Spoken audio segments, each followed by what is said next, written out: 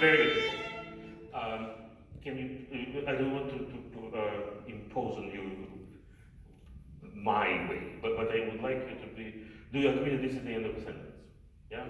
Please indicate it, and then start a new sentence in such a way that we will understand when to begin it with you. Do it again.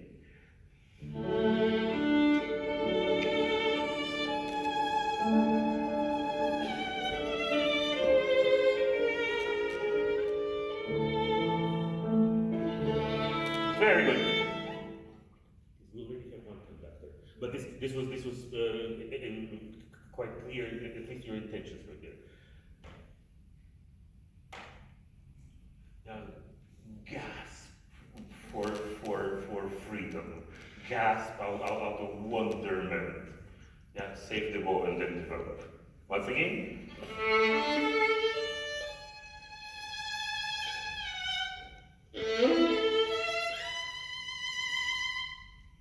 Breathe with all centimeters or millimeters of your lungs that you have. Go. And stay open.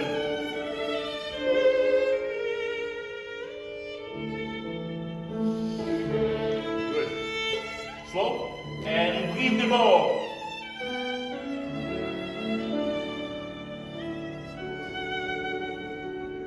Good. Can I ask you a favor now? Can we make sure that we're not dancing on the bow as we move from one part of the bow to another? The problem is that there is a lot of this written in the music, and you're following beautifully, but you are losing the quality of sound because there is constant unquietness of the bow. Can we try it once again? Very simply, do not leave your position. You have very natural bow grip. I would not want to change it. And I would insist I would not want to change it, which you do. Yeah? Once again. And keep your pinky on the bow and open the hand. Stay on the string and open.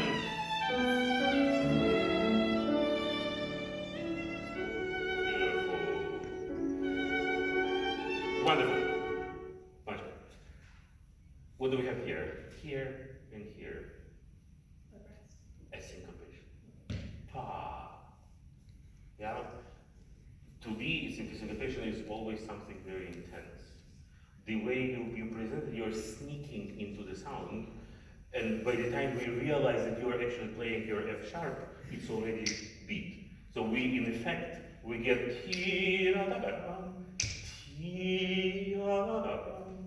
Let's do the number one, please.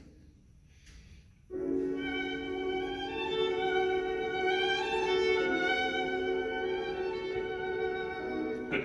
This is one of the examples where over use of rubato is really unnecessary. Look at the way it is written. He gives us the same motif that he repeats over and over, but he's giving us a quadruplet and a triplet and a quadruplet.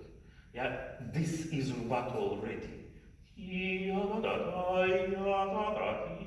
If you add to it more rubato, then we're not getting the message as it is written. We have plenty of those when it is necessary, but it's not necessary to do it here. Yeah, all of these moments when he shows us a different indication literally every bar.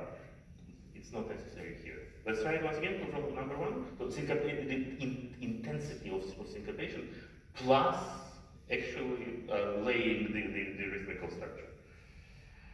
Good.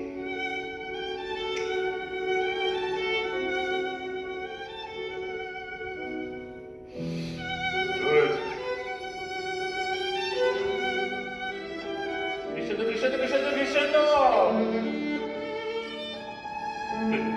This is the last time in the exposition that we were presenting this motif. Would you agree that this is the most intense? Let's get our bow to have resistance the string, because right now I hear exactly the same intensity. It's not volume.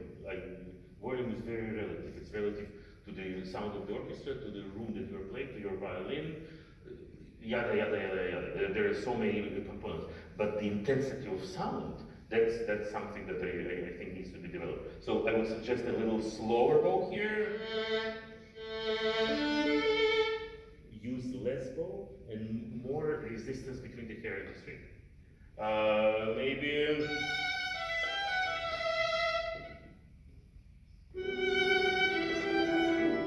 And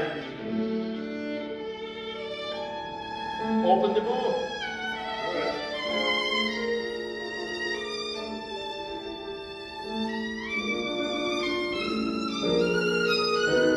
Good. I suggest really looking at what he's writing. You're changing tempo. Yeah, he is moving the tempo. By changing tempo this way, you are breaking the phrase. This is when it becomes fragmentary, as I mentioned before. It's only a direction into this downbeat, really. Yeah, this is not a different speed of pace. Much better here. Let's go from.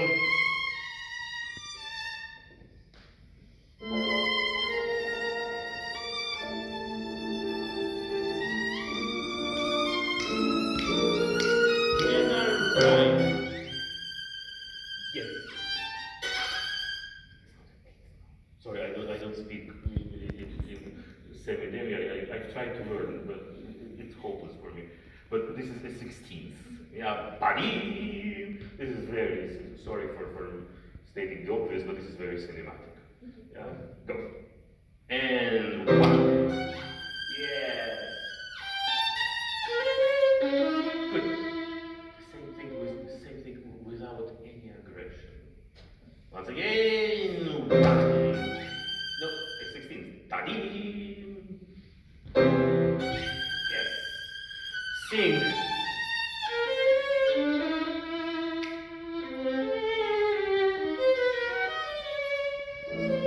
Don't stop.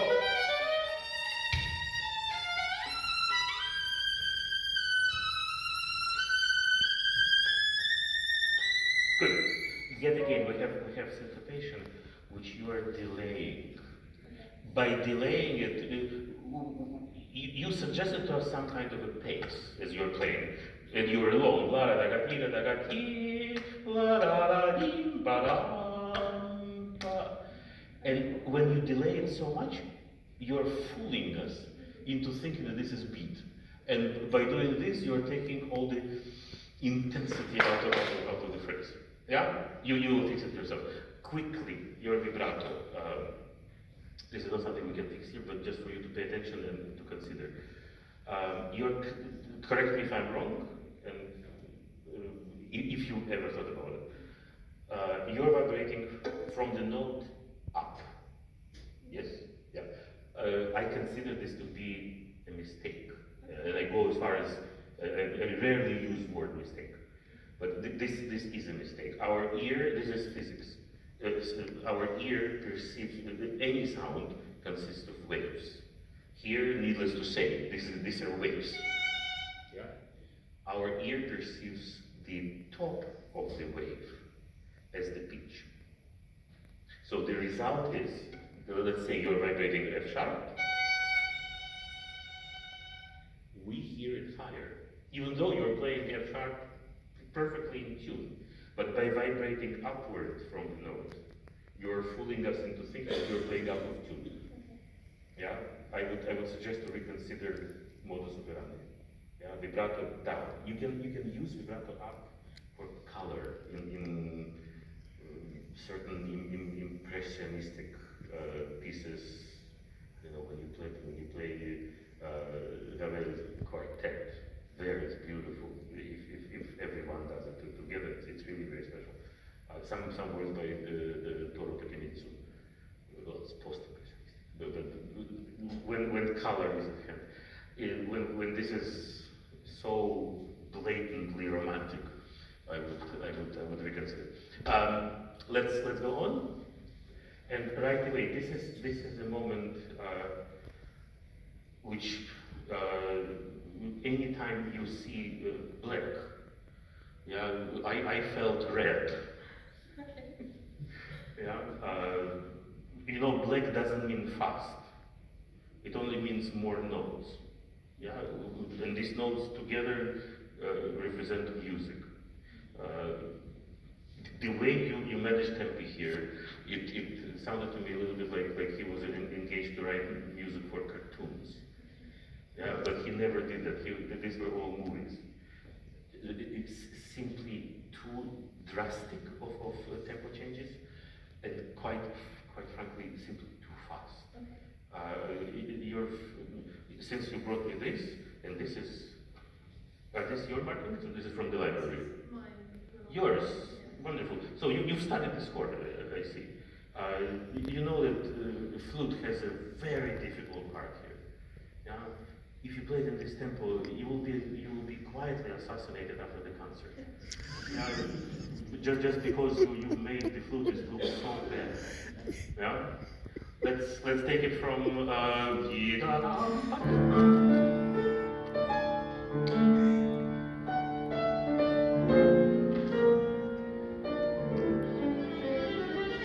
very good. What is this? What kind of writing is this? Exactly. Yes, you went to music school. That's great. What does it do? Creates a sense of direction. I disagree. It creates a sense of. That's exactly how you play. You're true to your word. It creates a sense of tension. Yeah, it all goes against the established beat. Yeah, the orchestra says one, and you say no, la, and then when we come here, this is sense of direction. When we're comfortably on the beat, let's represent it. And let's consider that you are against a mighty force here in the most unfortunate register that we have. Let's act accordingly. A little bit more into the string, with a little bit more precision in your speech. And good, and now go.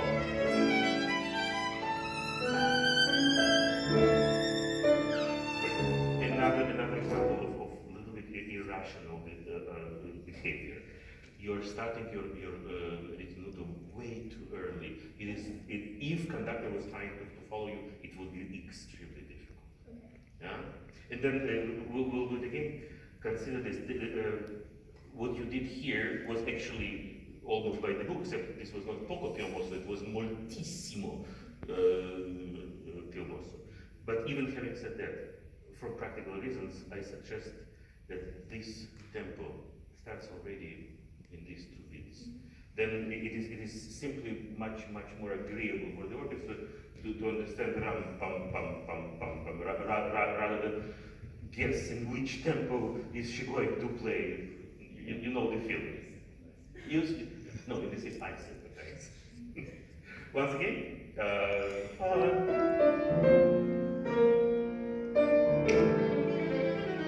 Everyone.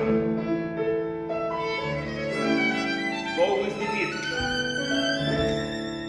Now 8. And go.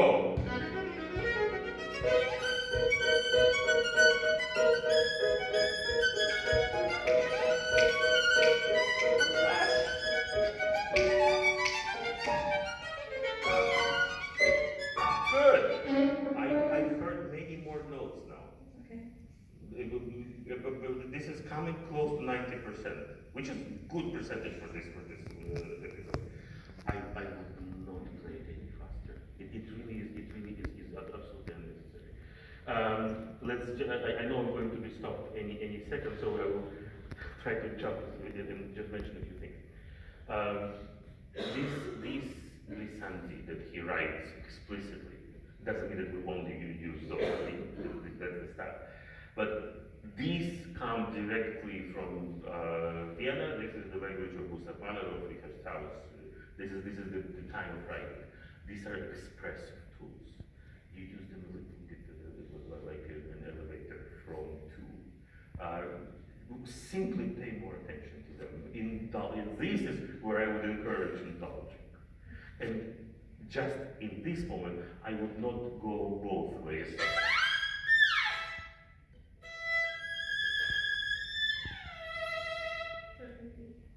Say again?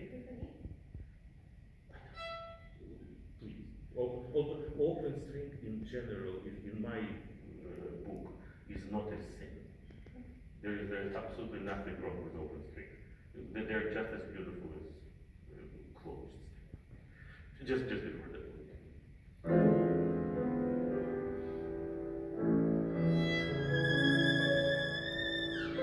No, show me.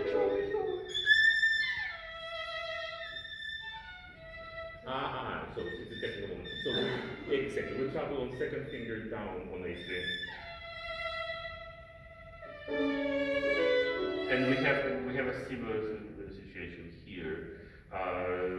I honestly don't know how much he knew exactly about the violin playing. I can't imagine he, of course, was meaning this on one string. This is suicide. But I would suggest really to show really using the G string. Out of practicality, I would separate this into four, not into two.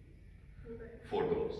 Otherwise, it is simply the passage is too fast for us to hear. You need more room here. Very similar to what we have here. Steady. This is a wonderful word. Steady. I would pay great attention. I would pay even greater attention to poco and animando, not accelerando. These are two different gestures. There are many moments when just before orchestra comes in, for example, here. Yeah, you are giving us one tempo, and the very moment orchestra starts playing, you're playing a new tempo. This is when conductor decides that he or she will engage you twice, first and last time. Yeah, we need to be considerate, and the way you manage your distribution of tempi is a little bit. Yeah, with all you really have beautiful tone. You're very expressive. It's all there. It just needs to be a little bit more organized. And one more technical suggestion, which is connected to your sound production. You have a tendency when you're coming close to the frog to do this. I'm sure I'm not the first one to tell you this. Yeah, think of substituting. Well, of course, this doesn't help, but it doesn't mean that you can't. Substituting this motion with this motion. Use your elbow as if it was your lungs. Rather than this. Yeah, you do it in front of the mirror, it will take you 17 minutes to get it into your system. It's not, for you it shouldn't be a problem. Just a little bit more